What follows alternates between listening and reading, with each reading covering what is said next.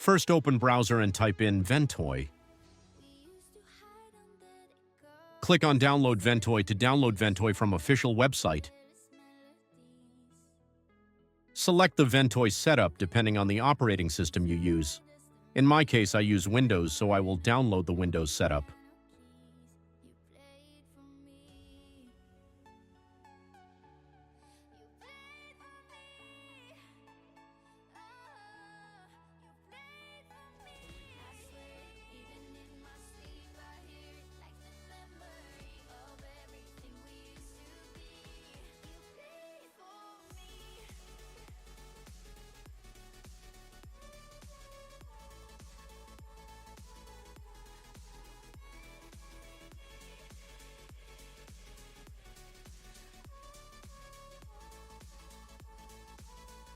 As we can see, the Ventoy download has started.